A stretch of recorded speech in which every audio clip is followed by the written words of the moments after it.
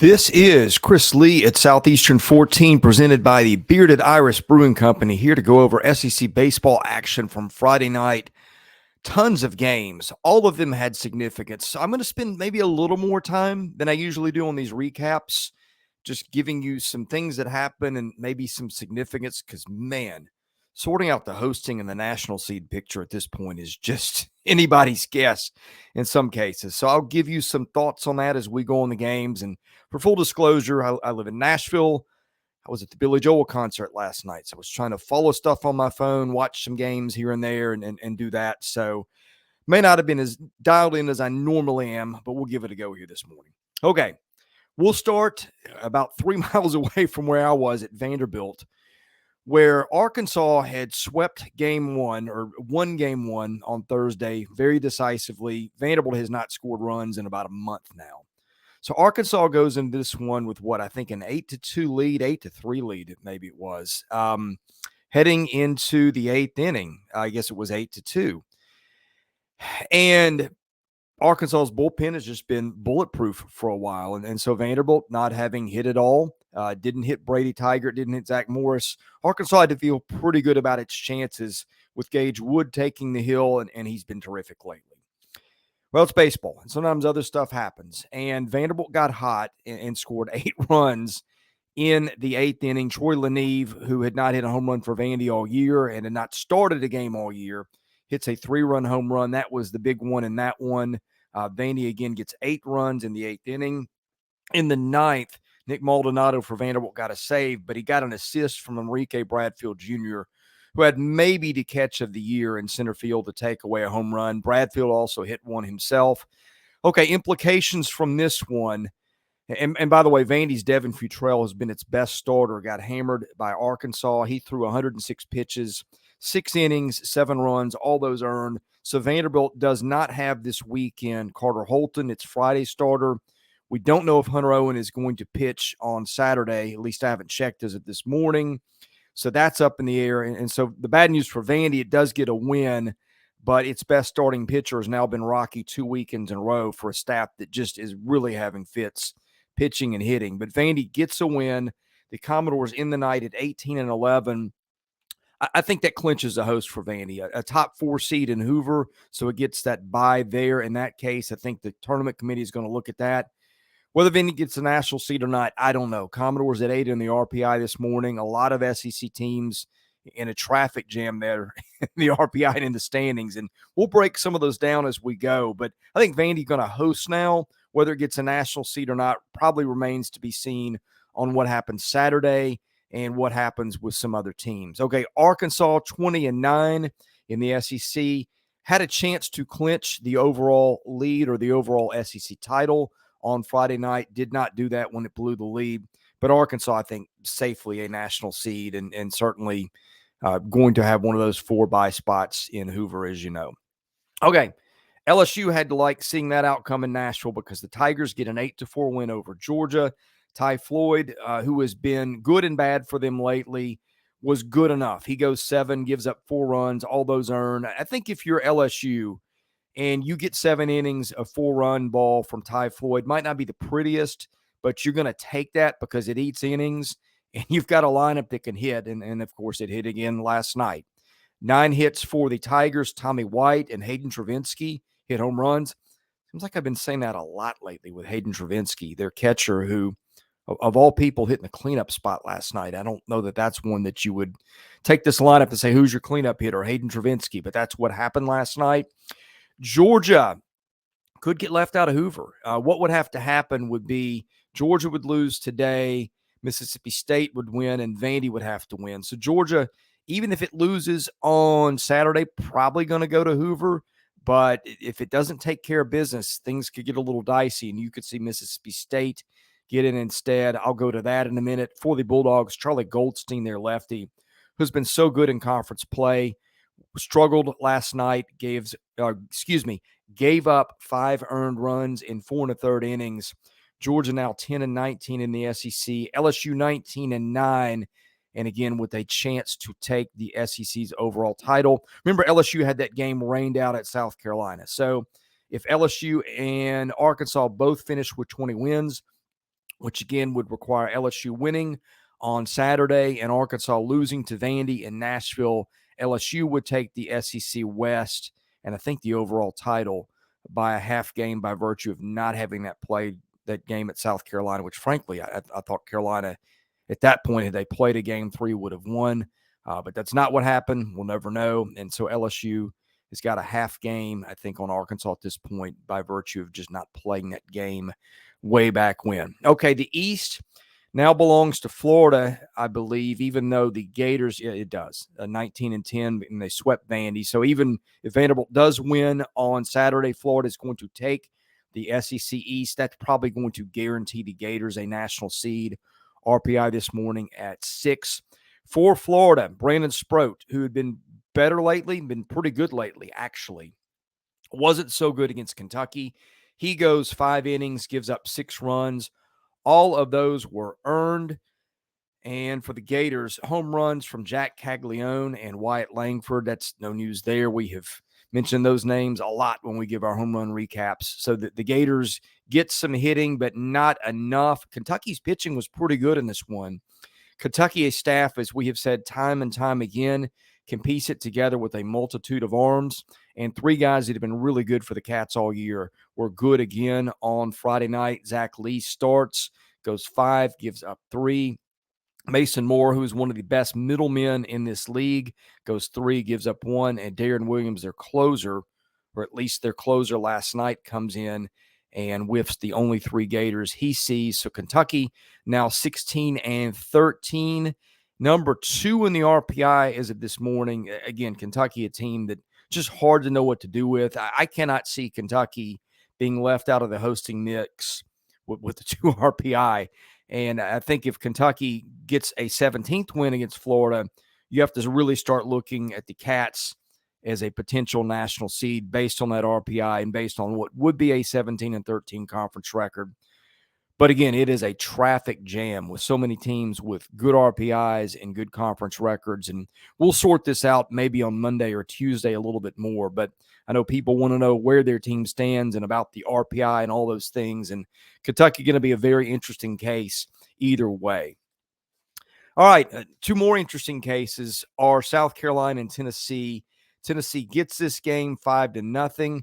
The Vols, we have made a lot about their trouble of winning on the road, but they go into Columbia and get game 1. Andrew Lindsey, maybe the best pitching performance of the evening on Friday. He goes 8 1/3, does not allow runs, strikes out 5. He has just been so good in that number 1 starter role since he moved into it. South Carolina, I don't know where the offense has gone lately. This team had 3 hits on Friday night. Just going in the wrong direction. The 2 teams that have been most going in the wrong direction lately among the teams that are battling for hosts and national seeds have been Carolina and Vandy. For the Gamecocks, Eli Jones starts, gives up 4 runs, all those earned in 4 innings. For the Vols, Dylan Dreiling belts a home run. That's his 7th of the year. Tennessee at 15-13 as of Saturday morning. D1 baseball has the Vols RPI at 7, Carolina at 5. You're not going to see Carolina as high in the projections as at 5 RPI pretty much everywhere I look because the Gamecocks have some issues. That 15-win mark in the SEC is certainly going to be one of those. But Carolina turns around and wins the last 2, 17-12 in the SEC, top 5 RPI. I think that's obviously going to host and maybe good enough for a national seed, depending on what other teams do. And remember, again, the Gamecocks have been really banged up on the mound. And what the committee does or doesn't do with that will be interesting. For Tennessee, all right, let's dream on this a little bit. 2 more wins would make the Vols 17-13, excuse me, in the SEC. Road record's still not good, but 3 road wins late if the Vols were to sweep. And again, this is all a hypothetical. Vols RPI today is 17 as of Saturday morning, but I've been doing some looking. In a couple more wins, Tennessee's going to really start to shoot up that RPI. It will be well inside the top 16. Certainly the Vols have finished strong after what I think was a 5-10 start in SEC play. So trending late will be a thing that will help Tennessee if it gets in that host mix, which I think it is right now as we do this Saturday morning. Now, Tennessee loses 2 of these, then 15-15 in the SEC, barring a really good run in Hoover. Probably not going to do it. Maybe you get to the championship game if you're the Vols, and they're certainly capable. Then you get there at 15-15. 16-14 with the run might do it. But again, what's the committee do with that road record? The Vols are going to be a really, really, really confusing team to figure out. All right, a quick word from our sponsor before we get to the rest of our games.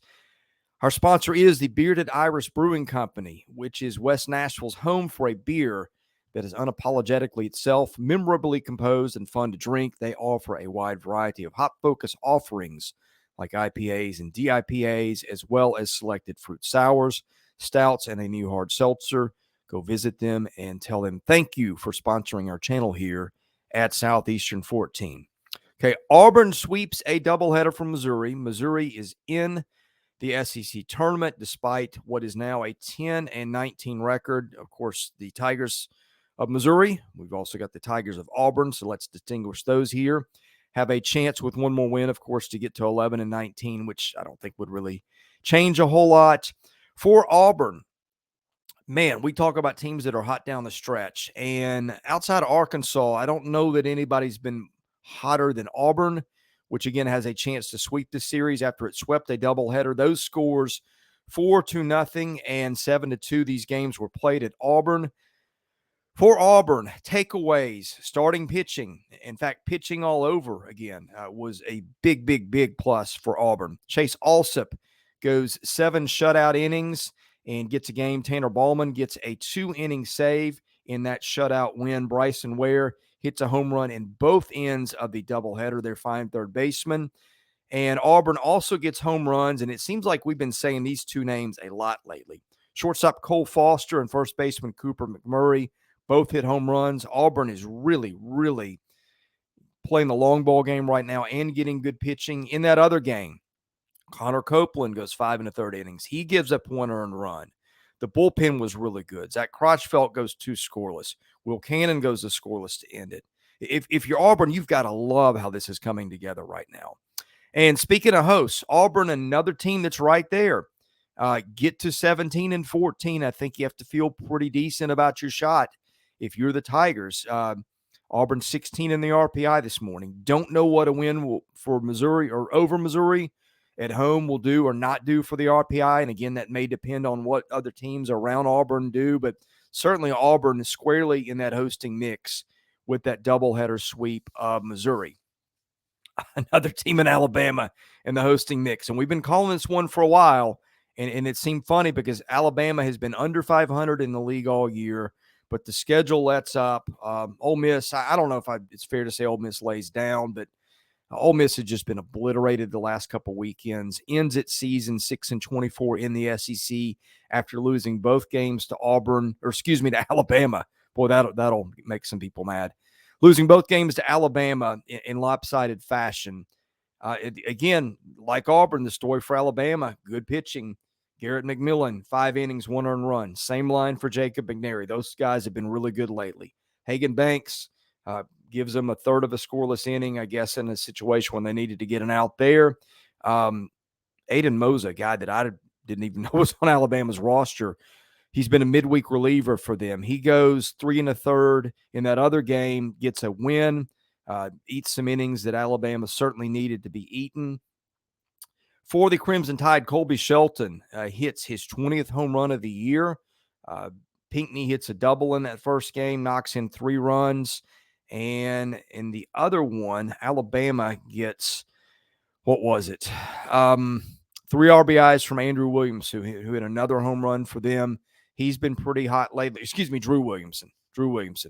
Their slugging first baseman. He had another one for them. Evelyn hits another home run for Alabama. Again, you've got to love the way Alabama's pitching is coming together. RPI, as of this morning on Saturday, 10 RPI, 16-14 overall. If you get in that logjam of Alabama, Auburn, Tennessee, the thing Alabama's going to have on those other teams is probably RPI. And, of course, Alabama now is locked in heading to Hoover with that 16-14 record. So no more. Are they going to win another game or not? We know what that record's going to be. I don't know how many teams with a winning conference record and an RPI of 10 have been left out of the hosting mix, but I'm guessing not many. So again, going to be very interesting to see what happens between Alabama, Auburn, Tennessee, and who knows, maybe even South Carolina, Kentucky, and Vandy. I don't think Vandy will fall out of the hosting mix with 18 wins, but Commodores haven't played well lately for sure. So going to be fascinating to see how that hosting thing settles. Okay, last game we'll talk about today, and the last game on the schedule last night, not necessarily in chronological order. Point being, we're getting to all these, is that A&M beats Mississippi State 6-4. Evan Ashenbeck comes in, their fine closer / high leverage reliever, comes in, gets a save with 2/3 of an inning. Mississippi State goes Cade Smith to start. He gives up 3 runs, all those earned in 5 innings.